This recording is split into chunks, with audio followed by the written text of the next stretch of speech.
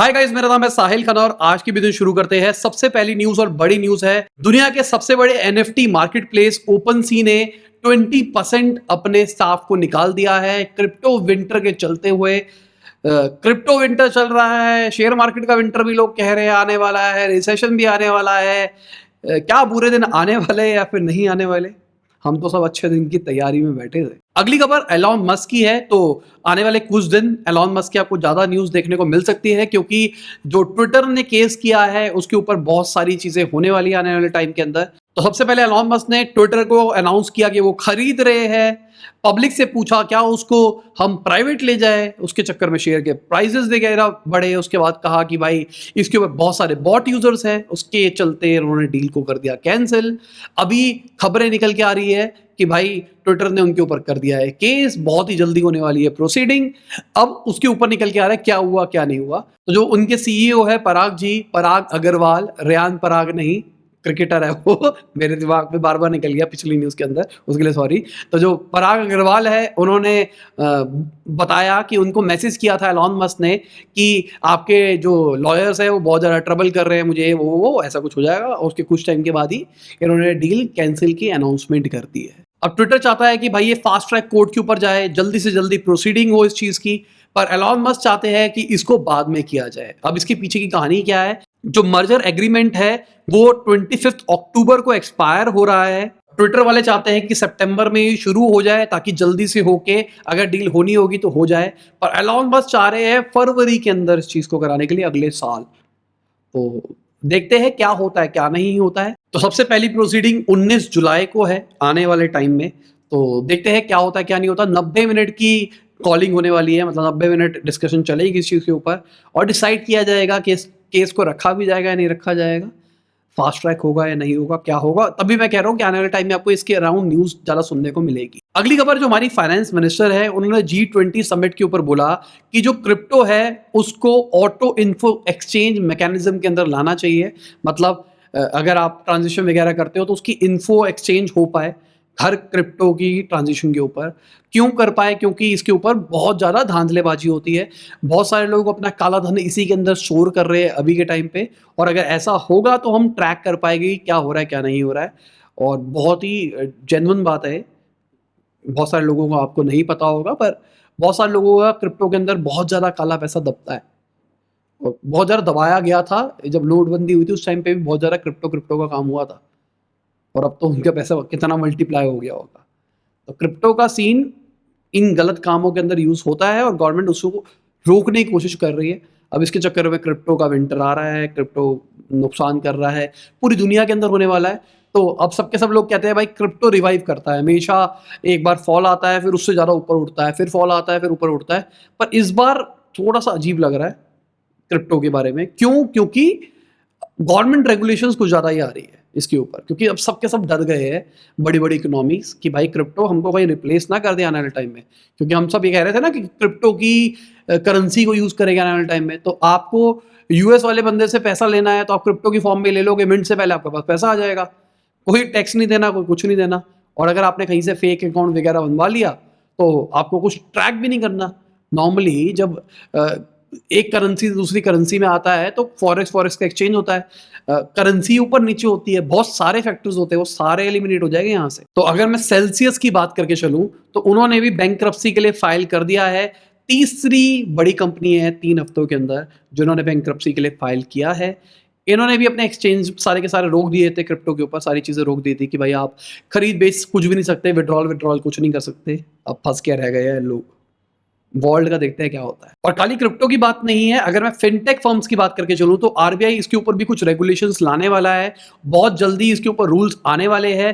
कहा जा रहा है डेटा शेयरिंग, प्राइवेसी, कंप्लायंस और केवाईसी के ऊपर काम होगा, ताकि ये जो पैसों का इधर उधर होता है, अभी हमने पिछले कुछ टाइम के अंदर देखा कि भाई बहुत सारी जो फोन वाली चाइनीज कंपनीज थी वो बहुत सारा पैसा इधर से उधर कर रही थी। तो जो मनी लॉन्ड्रिंग के ऊपर नॉर्म्स होते हैं वो लाए जाएंगे, देखते हैं क्या होता है इसके अंदर भी। अगली खबर चाइना की इकोनॉमी की है। तो भाई वो श्रिंक हो गई 2.6% से अप्रैल से जून के क्वार्टर के अंदर। तो जो उनका टारगेट था 5.5% का ग्रोथ का, वो तो दिखाई देता हुआ नहीं लग रहा है लॉकडाउन की वजह से, क्योंकि वायरस फैला था वहां पे, उन्होंने लॉकडाउन लगा दिया था।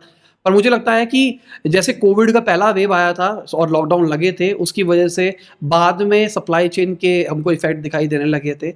अभी चाइना में लंबा लॉकडाउन लगा है, क्या इसकी वजह से सप्लाई चेन इश्यूज ग्लोबली आने वाले टाइम में दिखाई देंगे या फिर नहीं देंगे, या फिर सबने बैकअप तैयार कर लिया होगा, लर्निंग ले ली होगी पुरानी वाली गलतियों से।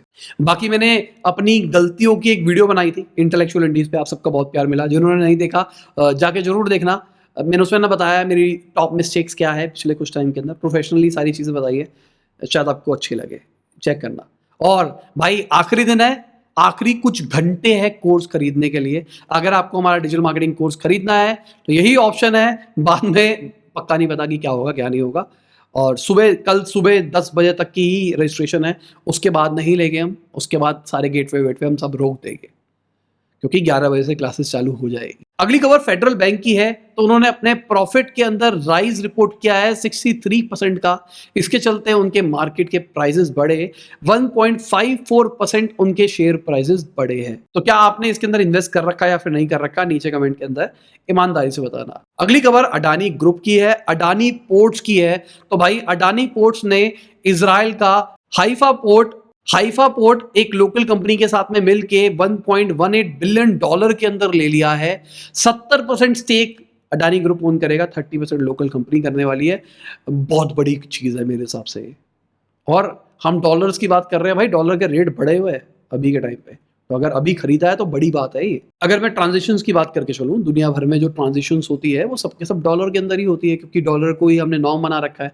पर गवर्नमेंट ने अभी रिसेंटली कहा था जितने भी इंपोर्ट एक्सपोर्ट के ट्रांजिशन होने वाले हैं उसको हम कोशिश करेंगे कि हमारी करेंसी के अंदर हो, लोकल करेंसी के अंदर हो। अब इकोनॉमिक्स का कहना है कि ऐसा नहीं होगा, इसको ढंग से एडॉप्शन नहीं हो पाएगा, क्योंकि यूएस का जो डॉलर है वो रिलेटिवली स्टेबल है। देखते हैं क्या होता है इस चीज़ के ऊपर। पर अभी अडानी पोर्ट्स वाली ट्रांजेक्शन हुई है वो डॉलर के अंदर ही हुई है, वो रुपये के अंदर नहीं हुई है। इसराइल से हमारे अच्छे दोस्ती है, फिर भी नहीं हुई है हमारी करेंसी के अंदर। अगली खबर, ब्लॉकचेन कंपनी 5ire, पता नहीं इसको कैसे प्रोनाउंस करते हैं, उन्होंने फंडिंग रेज करी है $100 मिलियन की और 105वीं यूनिकॉर्न बन गई है। स्टार्टिंग में यूनिकॉर्न्स बहुत तेजी से बनी थी, पर अभी के टाइम पे थोड़ा स्लो डाउन हो गया यूनिकॉर्न्स के अंदर। अगली खबर रिपोर्ट्स के हिसाब से बहुत ही अच्छी चीज है कि लोग कह रहे हैं कि भाई इंडिया ने मास इलेक्ट्रिफिकेशन का रास्ता ढूंढ लिया है। मास इलेक्ट्रिफिकेशन मतलब अगर ईवी रेवोल्यूशन लाना है तो उसका एक रास्ता ये है कि बैटरी स्वैपिंग कर सके। तो बैटरी स्वैपिंग जो पॉलिसी आएगी वो बहुत ही बढ़िया चीज हो सकती है, क्योंकि देखो अभी टू व्हीलर क्या है, आप चला रहे हो, पेट्रोल भरते हो, टाइम लगता है, सीधी सी बात, ठीक है। इलेक्ट्रिक के अंदर 5 घंटे लगेंगे इस चीज को अगर चार्ज करना है आपको। तो अब पॉल्यूशन पॉइंट ऑफ व्यू से जो टू व्हीलर है आपका पेट्रोल वाला वो तो कर रहा है, और इलेक्ट्रिक नहीं कर रहा है। तो आप इलेक्ट्रिक को सपोर्ट तो करना चाहते हो पर फिजिबल नहीं है।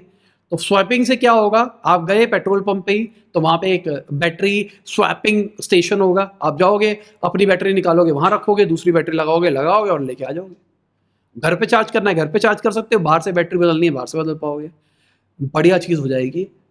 गाड़ियों में तो नहीं आएगी, मेरे हिसाब से टू व्हीलर्स में ही आएगी। अगली खबर इंस्टाग्राम की है, और जो इंस्टाग्राम कंटेंट क्रिएटर्स है, एक अच्छी खबर है। एक नया फीचर एनरोल हो रहा है जहां पे आप अपने सब्सक्राइबर के लिए कंटेंट डाल पाओगे। ओनली सब्सक्राइबर मतलब पेइंग यूजर्स, जो लोग पैसे दे रहे हैं वही आपका कंटेंट देख पाएंगे, उसी पे कमेंट कर पाएंगे। जो ग्रुप्स होंगे चैट वाले, उसके अंदर भी आप रिस्ट्रिक्शंस लगा पाओगे पेइंग नॉन पेइंग यूजर्स के साथ में।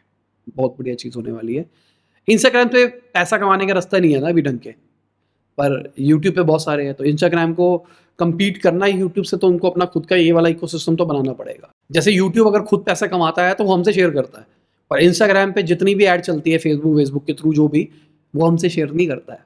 तो लॉजिकली फेसबुक का बिजनेस मॉडल बहुत ही अच्छा है in comparison to YouTube. YouTube को देना पड़ रहा है पर इंस्टाग्राम देता ही नहीं है। या तो खुद कमाओ, मेरे को लेना देना नहीं है तुम्हारा, मैं प्लेटफॉर्म दे रहा हूँ, यही बहुत बड़ी बात है तुम्हारे लिए। अगली खबर थोड़ी सी पॉलिटिकल न्यूज है, पर हम उसको स्टार्टअप की न्यूज के अंदर कंसिडर कर सकते हैं कि जो ऑल्ट न्यूज के को फाउंडर है उनको बेल मिल गई है, और कोर्ट ने कहा है कि अभी आप नहीं निकल सकते, इंडिया छोड़ के नहीं जा सकते बिना कोर्ट को बताए। तो ये बेल तो मिल गई है, पर गवर्नमेंट ने अभी रिसेंटली डिजिटल न्यूज़ के लिए रूल्स पास करने की बात करी है। तो देखते हैं क्या होता है। हमारी भी डिजिटल न्यूज़ ही है, तो हमको भी इफेक्ट पड़ेगा या फिर नहीं पड़ेगा इन चीज़ों के ऊपर। तो उनका तो जो कांड हुआ है वो ये हुआ है, पुराना कोई ट्वीट किया हुआ था, उसके ऊपर कुछ चल रहा है कांड, पर इसकी वजह से हम जैसे लोग भी फंस सकते हैं। न्यूज़ अप्रूवल के टाइम लग सकता है। मुझे डर इसी बात का लग रहा है, ये ना हो कि हम न्यूज़ बनाए, फिर कोई जगह हो वहाँ पे अप्रूवल के लिए जाए, फिर वहाँ से अप्रूव हो, फिर न्यूज़ डले और उसके चक्कर में हमेशा डिले आए। और अगर वो एडिट बोलते तो और कलेश है।